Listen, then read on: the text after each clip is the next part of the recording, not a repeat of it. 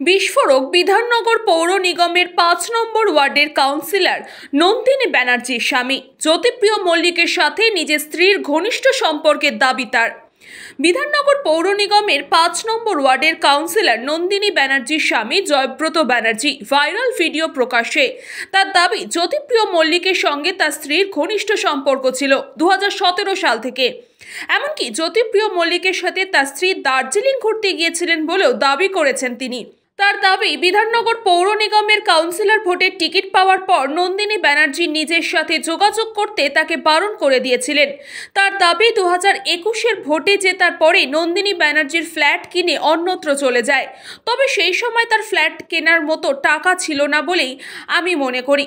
পাশাপাশি তিনি এও মনে করেন ওই ফ্ল্যাটটি জ্যোতিপ্রিয় মল্লিকে কিনে দিয়েছে। সেপ্টেম্বর মাসে নন্দিনী ব্যানার্জি নতুন ফ্ল্যাটে দেখা করতে গিয়েছিলেন তার স্বামী, তবে নন্দিনী ব্যানার্জির সঙ্গে তার দেখা হয়নি। যদিও পরের দিনই জয়ব্রত ব্যানার্জির বিরুদ্ধে থানায় এফআইআর করা হয় নন্দিনী ব্যানার্জির পক্ষ থেকে। তাকে প্রাণে মারার হুমকি দেওয়া হয়েছে বলেও ওই ভিডিও বার্তায় দাবি করেছিলেন জয়ব্রত ব্যানার্জি। তবে এই বিষয়ে এখনো পর্যন্ত নন্দিনী ব্যানার্জির কোনো প্রতিক্রিয়া পাওয়া যায়নি। তো ২০১৭ সালের হঠাৎ আমি শুনলাম যে উনি বারুদার সাথে পার্টি জয়েন করে ফেলেছেন এবং বারুদার সাথে সারা দিন ঘুরে বেড়ান। ১১টা, ১১:৩০, ১২টা, কোনো টাইমের ঠিক ছিল না। আমি যখন আসতাম ওকে ফোন করতাম, ও তখন বলতো যে ঠিক আছে তোমাকে চাবি বাড়িওয়ালা দিয়ে দেবে। বাড়িওয়ালার কাছে ডুপ্লিকেট চাবি থাকতো, এসে দিয়ে যেত আমাকে। তারপর রাত্রিবেলা ফিরতো। ওর সঙ্গে আমি কথা বলারও চান্স পেতাম না, বিশেষ কারণ ডাইনিং টেবিলে ছাড়া কোনো সময় ওর কথা বলার সময় থাকতো না, সব সময় ফোনে বিজি থাকতো। তো এইভাবে ২০২০ পর্যন্ত, লকডাউনের আগে পর্যন্ত আমার আসা যাওয়া তো কন্টিনিউয়াস ছিল এবং লকডাউনের পরেও আমি এসেছি। এবারে ২০২১ সালে ও টিকিট পায় ২০২২ সালে কাউন্সিলর ইলেকশনের জন্য।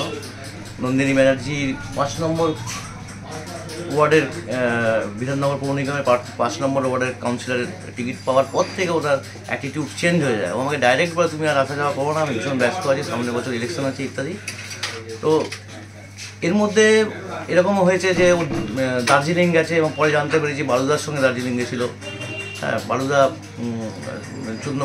ব্যাপারে অজ্ঞান। বারুদার জন্য কিচেন থেকে রান্না করে নিয়ে যাচ্ছে, লাঞ্চ খাওয়াবে বলে ফল পাকড় নিয়ে যাচ্ছে, মুড়ি মেখে নিয়ে যাচ্ছে এটসেট্রা। যখন বাগুইহাটিতে যাওয়ার আগে আরেক জায়গায় ছিলাম মতিঝিলের, ওখানে আমাদের ফ্ল্যাটের নিচের ফ্ল্যাটে একজন থাকতো ববি বলে। তিনি নর্থদমদম মিউনিসিপ্যালিটির সঙ্গে যুক্ত করে ব্লিচিং পাউডার সাপ্লাই করে। উনি ওনার সঙ্গে যোগাযোগ করিয়ে দিয়েছিলেন এবং তারপর থেকে ২০১১-এ পাওয়ারে আসার পর থেকেই জ্যোতিপ্রিয় মল্লিক বারবার করে ওকে আনতে বলতো। ববি বারবার বলতো বারুদা ডাকছে, কিন্তু আমি কোনো অ্যালাউ করিনি। আমি বলেছিলাম যে ছেলেটা ছোটো আছে, ছেলেটাকে বড় হতে দাও, এখন পলিটিক্স জয়েন করো না। আর তাছাড়া এই দলটা আমার মোটেই পছন্দ নয়, এখানে অনেক আজেবাজে ব্যাপার আছে। আমি অনেক কিছু খুলে বলেছিলাম, যেটা এক্ষুনি বলছি না। তো ওইখানে আমি হার্ট অ্যাটাকে শিফট হয়ে যাওয়ার পরে স্কোপ আছে জয়েন করার, তো গিয়ে জয়েন করে ফেলে। তারপরে যখন ও গল্পগুলো করতো যে বারুদা সেই বারুদা এখন কত ইয়াং, জগিং করে, এই করে সেই করে, বারুদা কিন্তু সুস্থ লোক, কোনোদিনই অসুস্থ ছিল না। হঠাৎ কী করে অসুস্থ আমি জানি না। এনিওয়ে আমার হার্ট অ্যাটাক করলো, ম্যাসিভ হার্ট অ্যাটাকে, 2টো আর্টারি ব্লক ছিল, নিঃশ্বাসের কষ্ট। এই নিয়ে আমি কল্যাণী থেকে তাও আসা যাওয়া করছি। ২০২১-এ টিকিট পাওয়ার পর থেকে যখন অ্যাটিটিউড চেঞ্জ হয়ে যায় তখন আমাকে আসা যাওয়া বন্ধ করতে হয়। এবার ২০২২-এ ওর যখন কাউন্সিলর নির্বাচিত হয় তখনই ও বাড়ি ছেড়ে চলে যায় শিফট করে। সেটা আমি অন্য সোর্সে জানতে পারি যে ও ফ্ল্যাট কিনে চলে গেছে এখান থেকে। তো আমি আকাশ থেকে পড়লাম, কারণ ফ্ল্যাট কেনার মতো টাকা পয়সা তো জমানো ছিল না, হঠাৎ করে ফ্ল্যাট কী করে কিনলো। যাই হোক, আমি ভাবলাম যে ঠিক আছে, হয়তো নিশ্চয়ই বারুদা কিনে দিয়েছে, আদারওয়াইজ কী করে সম্ভব। তবুও আমি অনেক খোঁজার চেষ্টা করেছিলাম, কিন্তু ওর আত্মীয় স্বজনরাও কেউ জানতো না কোথায় ফ্ল্যাট আছে, মানে আমাকে বলতো না। যাই হোক, আমি অনেক কষ্টে এই গত সেপ্টেম্বর মাসের ১১ তারিখে ওর ফ্ল্যাটে অনেক কষ্টে 4 তলার উপরে উঠেছিলাম, লিফট বন্ধ ছিল। ওকে ডাকাডাকি করেছিলাম, বেল দিয়েছিলাম। আমি বলেছিলাম যে আমি একবার কথা বলে চলে যাব। তো আমার বক্তব্য বা কথাবার্তা কিছু শুনলো না, আমাকে ঢুকতে দিল না। কিন্তু পরের দিনই আমার নামে এফআইআর করা হলো যে আমি ক্রিমিনাল ট্রেসপাসিং করে ঢুকেছি। ও ৪৪৭ ধারা দিল আর ৫০৬ ধারা দিল যে আমি নাকি জানের হুমকি দিয়েছি। ওয়ারাস ওরাই আমাকে জানের হুমকি তার আগে দিয়েছে। যবে থেকে আমি খুঁজতে শুরু করেছি তারপর থেকেই আমাকে জানের হুমকি দিয়েছে। আমার নাকি লাশও গায়েব হয়ে যাবে, টিকিটাও খুঁজে পাওয়া যাবে না, এইভাবে জানের হুমকি। এগুলোকে নিয়ে আমার অদ্ভুত লাগে যে আমার ওয়াইফকে এরকম পলিটিক্সে ইনভলভ করেছে, আমার কোনো কনসেন্ট আছে কিনা সেটা জানার আমার প্রয়োজন মনে হলো না। উনি আমার ওয়াইফকে দলে ভেড়ালেন, কিন্তু আমার সঙ্গে কোনোদিন দেখাও করেননি, ডেকেও পাঠাননি, কোনো কিছু না। হ্যাঁ, উল্টে মানে এমন একটা অ্যাটমসফিয়ার ক্রিয়েট করলেন, মানে আমার ওয়াইফ যে সমস্ত কথাবার্তা বলতো যে আমি যদি চেষ্টা করি বড়দের সঙ্গে দেখা করার, তাহলে কিন্তু আমি মুশকিলে পড়ে যাব। তার জন্য আমিও শান্তিপ্রিয় লোক এবং হার্টের রোগ নিয়ে আমিও সমস্ত ঝঞ্ঝাটে যেতে চাইনি। তো এখন আমি মানে আমার এমন কোণঠাসা অবস্থা, মানে আমি যেখানে যাচ্ছি সেখানে থানার ফোন আসছে, পুলিশ থেকে ফোন আসছে, যাতে আমাকে না ঢুকতে দেওয়া হয়, যাতে আমার সাথে কেউ না কথা বলে। তো এই পরিস্থিতিতে আমার সবসময় সুইসাইডাল থট আসছে, মনে হচ্ছে এক্ষুনি মরে যাই, আত্মহত্যা করি। কারণ এইভাবে বেঁচে থাকা যায় না। আমার কাজকর্ম আমি করতে পারছি না, আমার মাথা কাজ করছে না। সমস্ত সময় সবসময় আতঙ্কের মধ্যে বাঁচতে হচ্ছে যে কখন আমাকে লোকজন ঘিরে ধরে পেটাবে। বারোদের সঙ্গে নিশ্চয়ই 2017-এ আমার হার্ট অ্যাটাক হওয়ার মাত্রই তো নিশ্চয়ই দহনমহনম হতে পারে না, নিশ্চয়ই অনেক আগে থেকেই চলছে। আগে ফোনও আসতো, আমি দেখেছি ফোন আসতো, বারোদার ফোন আসতো। হ্যাঁ, আসাম রোডে গাছ পড়ে গেছে কিনা জানতে চাইতো, এই ধরনের ইললজিক্যাল কথাবার্তা। তো আমায় তখন থেকেই বুঝতে পারতাম, কিন্তু আমি ভাবিনি যে এইভাবে বারুদার জন্য আমার সঙ্গে এইভাবে একটা অত্যাচারের মতো। এখন যেটা করছে এটা অত্যাচার রীতিমতো, মানসিক অত্যাচার তো বটেই, ফিজিক্যাল অত্যাচার। কারণ আমি এইরকম হার্টের পরিস্থিতি নিয়ে এত আতঙ্ক নিয়ে বাঁচতে পারবো না।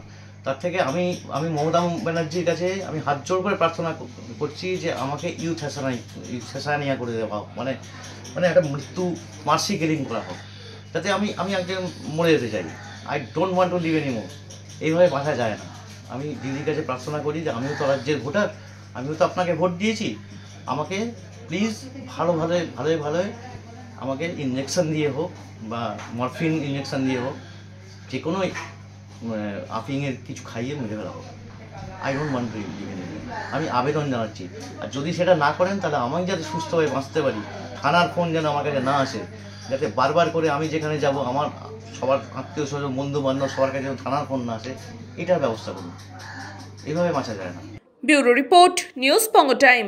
চিকিৎসা এখন আপনার হাতের মুঠোয়, যেতে হবে না ডাক্তারখানা বা হাসপাতাল।